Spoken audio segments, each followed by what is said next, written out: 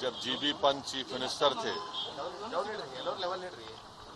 तो उस जगह पर 500 साल तक मुसलमान नमाजें पढ़े। कांग्रेस के जीबी पंत मुख्यमंत्री थे, रात के अंधेरे में उसमें मूर्तियां रख दी गई। मेरी मस्जिद थी, है और रहेगी। उन्होंने मूर्तियां नहीं निकाले और फिर वहां पे कलेक्टर थे जिनका नाम था नायर साहब मस्जिद बंद करा के वहां पर पूजा शुरू कर दिए और 1950s में नायर साहब जनसंघ के पहले मेंबर ऑफ पार्लियामेंट बने। फिर 1986 में लॉक्स खोले गए, बगैर मुसलमानों को सुने। बूटा सिंह शिलान्यास कर दिए। 6 दिसंबर 1992 को सुप्रीम कोर्ट को ये वादा करके बीजेपी संघ परिवार बाबरी मस्जिद को डिमोलिश कर दिए, शहीद कर दिए। और बीजेपी के पास ये मुद्दा कब आया? आपको मालूम? आप लोग मालूम बीजेपी कब उठाई? 1989 में पालनपुर में बीजेपी रेजोल्यूशन पास करी। विश्व हिंदू परिषद जब फॉर्म हुई, जब तो राम मंदिर नहीं था। महात्मा गांधी बोले क्या? महात्मा गांधी इस बारे में बोले, उन्होंने तो बहुत बड़े, उन्होंने तो हे राम बोल के मारने वाला गोली मारा उनको गोडसे, उनके जबान से ही तो निकला था। वो बोले क्या? नहीं बोले। तो ये पूरा एक सिस्टमैटिक तरीके से भारत के मुसलमानों से ये बाबरी मस्जिद को छीन लिया गया। सुप्रीम कोर्ट का यकीनन फैसला है। सुप्रीम कोर्ट हमारे मुल्क की आखिरी एपेक्स कोर्ट है। टाइटल सूट था, तो टाइटल सूट में सुप्रीम कोर्ट ने यह कह दिया कि फेथ की बुनियाद पर हम ये जगह मुसलमानों को नहीं दे सकते।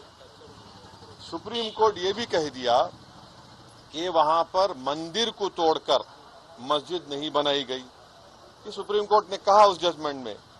और मैंने सुप्रीम कोर्ट के जजमेंट आने के बाद ये रिएक्शन आपको मीडिया को दिया था कि एक सुप्रीम कोर्ट के रिटायर्ड चीफ जस्टिस थे, उनका नाम जस्टिस JS वर्मा नाम था। उन्होंने सुप्रीम कोर्ट के बारे में कहा था कि supreme court is supreme but not infallible. ये उन्होंने कहा था। मैं फिर से कह रहा हूं, और मैंने उस वक्त ये कहा था कि ये जजमेंट आने के बाद ऐसे कई मुद्दे खुल जाएंगे, जिसको अंग्रेजी में बोलते हैं Pandora box will be open. और आज आप देख रहे हैं कि हर जगह पर संघ परिवार जाकर ये बोलता है कि नहीं, यहां पर मस्जिद नहीं थी। ये मेरा मानना है, ये मेरा बोलना है, हम ये बोल रहे हैं। अगर जीबी पंत मूर्तियां हटा देते तो क्या आज ये दिन देखना पड़ता हमारे को? अगर 1986 में ताले नहीं खोले जाते तो क्या आज ये दिन आता? क्या अगर 6 दिसंबर को बाबरी मस्जिद डेमोलिशन नहीं होता तो क्या ये दिन देखना पड़ता?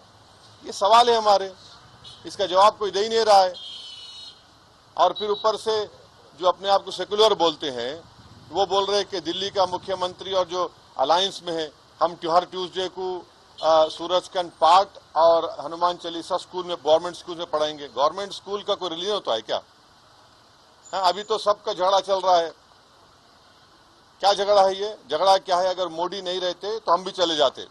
हम उन सब से पूछ रहे कि बताओ, ये जो मैं बातें कर रहा हूं, 3 इंपॉर्टेंट इंसिडेंट्स बोल रहा हूं। जीबी पंत जब चीफ मिनिस्टर थे 1986, 6 दिसंबर 1992, इस पर क्या बोलना है आप लोगों का? बोलो। कोई नहीं बोलता। इसलिए नहीं बोलता क्योंकि सबको मेजॉरिटी कम्युनिटी के वोट्स को हासिल करने का झगड़ा है।